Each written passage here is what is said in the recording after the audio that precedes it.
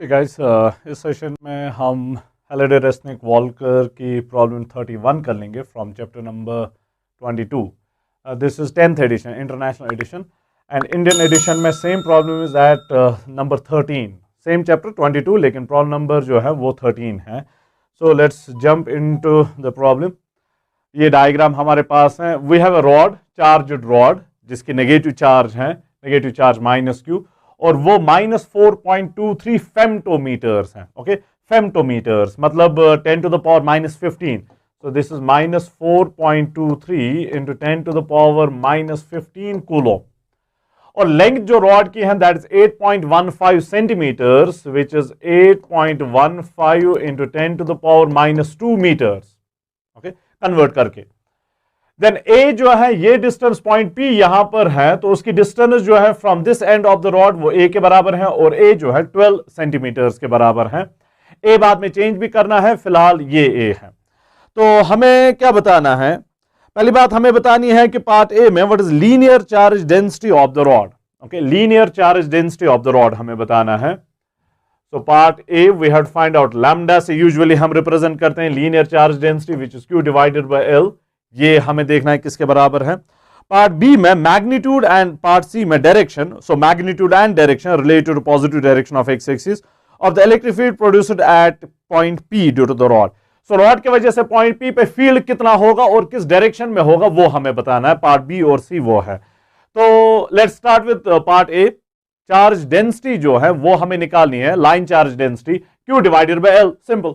सो Q जो है वो है -4.23 into 10 to the power -15 coulomb divided by length जो है that is 8.15 into 10 to the power -2 metres.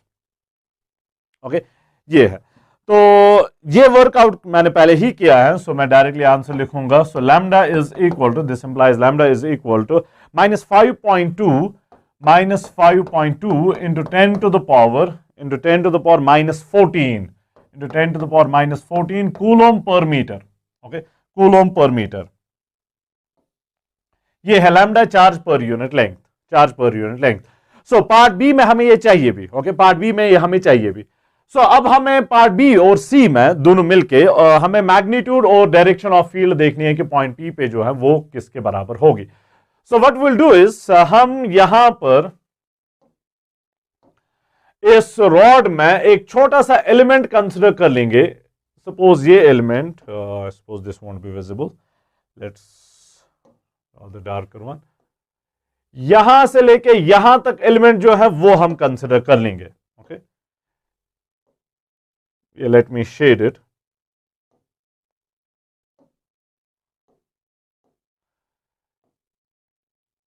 ये वाला पार्ट जो है वो हम कंसिडर कर रहे हैं। ओके, ये वाला पार्ट हम कंसिडर कर रहे हैं। इस पार्ट की लेंथ जो है, इस पार्ट की लेंथ जो है वो dx के बराबर है। ओके, सो इसकी लेंथ जो है वो dx के बराबर है, और इसकी डिस्टेंस जो है from point P that is equal to x। Okay, that is equal to x, ये इसकी डिस्टेंस है। तो हम क्या करेंगे, पहले इस पॉइंट के, इस पार्ट की वजह से देखेंगे कि फील्ड किसके बराबर है एट पॉइंट P, और फिर जाके इंटीग्रेशन करके टोटल फील्ड देखते हैं किसके बराबर होगा। तो काफी सिंपल फिर है। तो इस एलिमेंट की, इस डिफरेंशियल एलिमेंट की चार्ज जो है वो किसके बराबर होगी। लैम्डा तो आपके पास पहले से ही है, lambda charge per unit length. तो एक यूनिट लेंथ की चार्ज लैम्डा के बराबर है, तो 2 यूनिट लेंथ की होगी ट्वाइस लैम्डा, 10 यूनिट लेंथ की होगी 10 टाइम्स लैम्डा। सो dx यूनिट लेंथ की होगी dx times lambda. So length से मल्टीप्लाई बेसिकली करना है, लैम्डा को लेंथ से मल्टीप्लाई करना है। यहां की लेंथ जो है वो dx के बराबर है, तो dx से मल्टीप्लाई कर लेंगे। सो पार्ट बी और सी के लिए, पार्ट बी और सी के लिए, B and C, part B और सी के लिए चार्ज, डिफरेंशियल एलिमेंट की charge, charge of differential element. Okay, charge of differential element dq that is equal lambda into dx, simple, lambda into dx। Last में फिर lambda का value substitute कर लेंगे। तो इसके वजह से फील्ड जो है वो किसके बराबर होगा, वो किसके बराबर होगा, पहले उसकी डायरेक्शन देखते हैं। ओके, पहले उसकी डायरेक्शन देखते हैं। तो यहां पर जो फील्ड इसके वजह से होगा that is in this direction, that is in this direction. I don't know if this is visible और नॉट, let me use a darker one. This is the direction of that element DE of that field. Negatively charge element है तो towards the element इसकी डायरेक्शन होगी, okay, towards the element. अब total field निकालने के लिए इसकी इंटीग्रेशन कर लेंगे। ये बात साथ ही नोट कर लें, ये बात साथ ही नोट कर लें कि हर किसी एलिमेंट की वजह से सेम डायरेक्शन होगी फील्ड की, इसलिए हम डायरेक्ट इंटीग्रेशन कर सकते हैं। कोई भी आप एलिमेंट ले लें, कोई भी आप एलिमेंट ले लें, that is lying along the same line, lying along the same line. और नेगेटिवली चार्ज एलिमेंट है, कोई भी एलिमेंट ले लें वो नेगेटिवली चार्ज है, तो टुवर्ड्स द एलिमेंट हर किसी एलिमेंट की वजह से फील्ड की डायरेक्शन होगी। सो हर किसी एलिमेंट की वजह से जो फील्ड की डायरेक्शन है that is going to be same, तो हम फील्ड जो भी होगा उसकी डायरेक्टली इंटीग्रेशन कर लेंगे और नेट फील्ड की भी डायरेक्शन जो है वो वही रहेगी। तो ये फील्ड जो है वो किसके बराबर होगा, gamma times Q divided by R square, हमारे पास फॉर्मूला है गामा टाइम्स DQ, इसकी charge DQ divided by x square, distance जो है वो x के बराबर है, तो वो हम यहां पर लिखते हैं। So field due to differential element, due to differential element DE is equal to gamma DQ divided by x square distance जो है वो अब x के बराबर है divided by x square. So gamma DQ divided by x square. तो total field किसके बराबर होगा, simple integration, total field E is equal to integration of gamma DQ divided by x squared।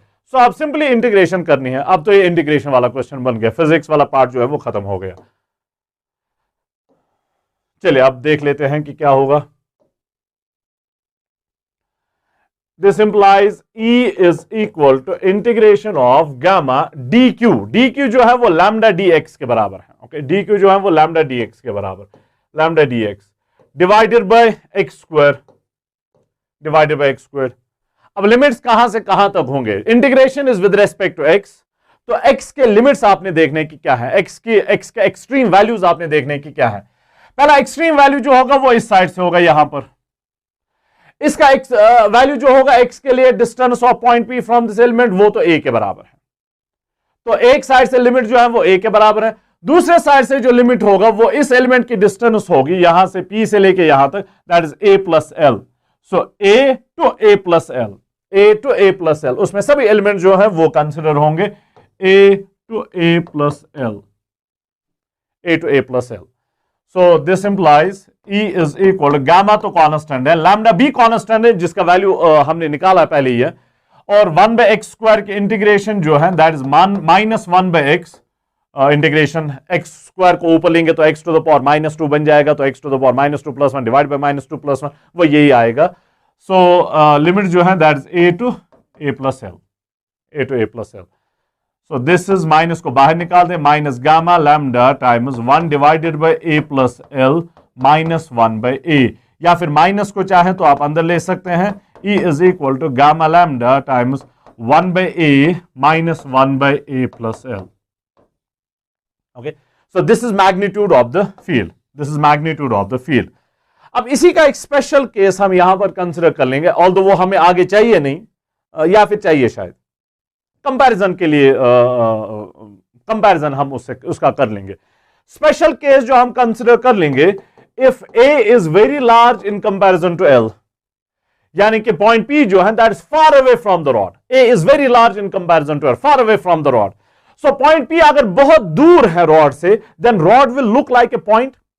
If it looks like a point, it will behave like a point. Okay? If it looks like a point, it will behave like a point.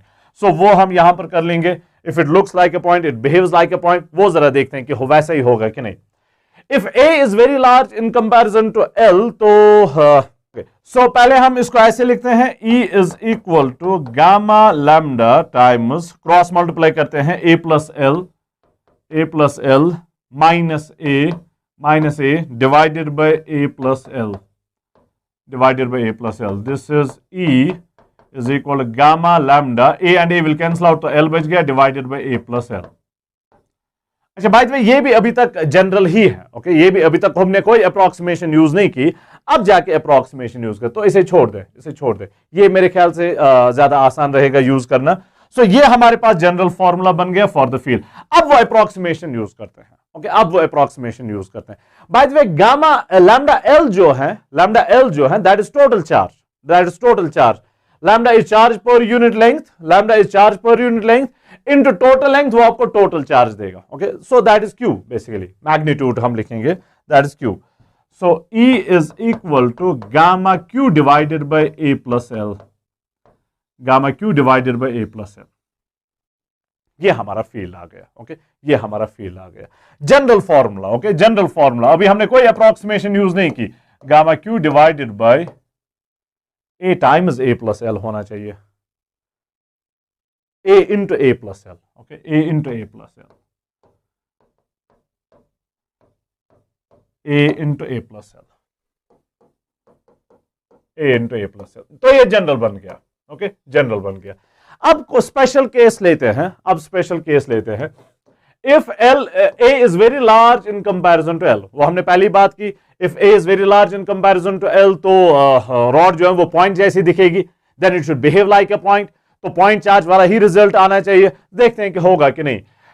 अगर A is very large in comparison to L, तो L negligible बन जाएगा, तो L को neglect कर लें, तब field जो है वो क्या बन जाएगा, फील्ड जो है वो क्या बन जाएगा, E is equal to gamma Q divided by L, neglect होगा, A into A is A square, which is field due to point charge, gamma Q divided by R square, field due to point charge. तो if it looks like a point, it behaves like a point. Okay, if it looks like a point, it behaves like a point. वैसे gamma Q divided by A square, तो ये general है, general है, ये special case है if A is very large in comparison to L, if A is very large in comparison to L। अब क्वेश्चन पे आते हैं, हमें कहा गया है कि फील्ड निकालना है at a particular distance, A का 12 सेंटीमीटर जो है वो वैल्यू दिया गया है, और बाकी तो लिखा ही है, A का 12 सेंटीमीटर, तो सभी वैल्यूज सब्स्टिट्यूट कर लेते हैं। A जो है पार्ट बी है, ये पार्ट बी, बी और सी हम कर रहे हैं, पार्ट बी। A का वैल्यू जो है वो 12 सेंटीमीटर दिया हुआ है, which is 12 into 10 to the power minus 2 meters, 12। L जो है वो 8.15 into 10 to the power minus 2, 8.15, L is 8.15 into 10 to the power minus 2 meters, 10 to the power minus 2। Q भी हमें पहले पता है, गामा भी हमें पहले पता है। Q जो है वो दिया गया है 4.23 femtometres, 4.23 into 10 to the power minus 15, खाली मैग्नीट्यूड हम लेंगे। सो सभी वैल्यूज जो है वो हमें पता है, सभी वैल्यूज जो है वो हमें पता है, तो just substitute them here, just substitute them here. Gamma का वैल्यू, Q का वैल्यू, A का वैल्यू, L का वैल्यू वो मैंने पहले वर्कआउट किया है, तो 1.57 into 10 to the power minus 3 newton per coulomb या वोल्ट पर मीटर, दोनों इक्वली वैलिड हैं। So this is magnitude of the field, this is magnitude of the field. Part C आपको डायरेक्शन के बारे में पूछ रहा है, डायरेक्शन जो है that is along negative direction of x axis, negative x axis के अलोंग है, नेगेटिव एक्स एक्सिस के अलोंग है। हर किसी एलिमेंट के वजह से हमने पहली बात की कि फील्ड की डायरेक्शन होगी यहां लेफ्टवर्ड, दैट इज नेगेटिव, ये एक्स डायरेक्शन है, this is negative x direction, so in the negative direction of x axis. तो अगर आप इस फील्ड को वेक्टर फॉर्म में लिखना चाहेंगे, ओके, यूनिट वेक्टर नोटेशन में लिखना चाहेंगे, तब ये फील्ड जो होगा वो किसके बराबर बन जाएगा, E vector is equal to -1.57 into 10 to the power -3 I unit vector, newton per coulomb. Okay, newton per coulomb. Negative unit vector आपको बताएगा कि negative direction of x axis है, I यूनिट वेक्टर है। Is that fine? सो ये तो B और C हो गया। अब आपको क्वेश्चन कह रहा है कि सेम रॉड के वजह से फील्ड देखें, if A is equal to 50 centimetres, 50 meters, not centimeters, 50 meters, so that is very large, okay, 50 meters is very large in comparison to 8.15 centimeters। 50 meters का मतलब है 5000 centimeters, okay, 50 into 100, so 5000 centimeters, 5000 is very large in comparison to 8.15। तो आप easily ये approximate result जो है वो use कर सकते हैं जो हमने यहां पर देखा था, लेकिन हम ये नहीं करेंगे, हम ये करेंगे क्योंकि क्वेश्चन हमें कंपैरिजन करने के लिए कह रहा है।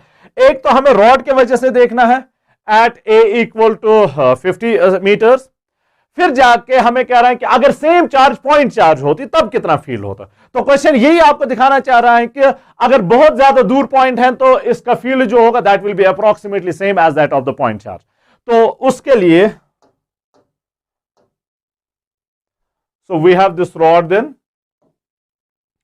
negatively charged rod. अब यहां पर आपका पॉइंट P है at a distance of 50 metre, so A is equal 50 metres, और L जो आपका है that is 12 centimetres, okay 12 centimetres. तो आपको कहा गया है पार्ट डी में फील्ड बताएं किसके बराबर है। So E is equal to gamma Q divided by A into A plus L। हम जनरल फॉर्मूला यूज कर रहे हैं, अप्रोक्सीमेशन यूज नहीं कर रहे हैं। अप्रोक्सीमेशन अगर हम पहले यूज कर लेंगे तो पॉइंट चार्ज वाला और रॉड वाला तो ऑब्वियसली सेम आएगा, लेकिन क्वेश्चन हमें कह रहा है कि ये देखें कि न्यूमेरिकली सेम आ रहा है कि नहीं, या कितना फर्क दो में आ रहा है। तो हम बेसिक जनरल वाला यूज करें, गामा क्यू डिवाइडेड बाय ए इंटू ए plus L, gamma Q divided bye ए इंटू ए प्लस एल, तो वो हम यहां पर यूज कर रहे हैं। तो गामा क्यू ए एल सभी वैल्यूज हमें पता है, मैं सब्स्टिट्यूट नहीं कर लूंगा, डायरेक्टली रिजल्ट लिखूंगा। E comes out to be 1.5203 into 10 to the power minus 8 Newton per coulomb. This is magnitude of the field, okay, at A equal to 50 meters, at A equal to 50 meters. अब same distance है A equal to 50 meters, लेकिन distance जो है वो different, rod के बदले में आप पॉइंट चार्ज है, चार्ज तो वही है Q जितना यहां पर रॉड के पास थी, ओके, -4 पॉइंट कितना था, -4.23 फेम्टो कूलम। तो चार्ज तो उतनी ही है जितना रॉड की थी, लेकिन आप पॉइंट चार्ज है, और पॉइंट P आपने कंसिडर करना है at the same distance of 50 metres. अब यहां पर तो पॉइंट चार्ज वाला रिजल्ट यूज होगा, तो field is equal to gamma Q divided by R square, R के बदले में ए स्क्वायर। अब गामा का वैल्यू पता है, Q का वैल्यू पता है, A का वैल्यू पता है, वो सब्स्टिट्यूट कर लें और वर्कआउट कर लें। उसका वैल्यू जो है, अगेन मैंने पहले ही वर्कआउट किया है, उसका वैल्यू आ रहा है 1.5228 into 10 to the power minus 8 Newton per coulomb, Newton per coulomb. This is it. So note कर लें कितना नजदीक वैल्यू इनका आ रहा है, कितना 1.52। पहली दो डेसिमल प्लेसेस जो है वो सेम है, पहली दो डेसिमल प्लेसेस है, फिर थर्ड डेसिमल प्लेस पे फर्क आ रहा है, थर्ड डेसिमल प्लेस पे। So they are almost same, they are almost same. Field produced by rod, uniformly charged rod at a distance of 50 meters, same आ रहा है, ऑलमोस्ट सेम आ रहा है as that of a point charge जो same 50 metre distance है। वो तो वैसे हमने फॉर्मूला में भी यहां पर देख लिया कि अगर ए लार्ज है तो ये पॉइंट चार्ज वाला रिजल्ट ही बन रहा है, ओके। तो काफी कम फर्क इनमें आ रहा है, काफी कम फर्क इनमें आ रहा है, okay. So this was question number problem number 31, problem number 31। इस सेशन में, नेक्स्ट सेशन में प्रॉब्लम नंबर 32 लेते हैं।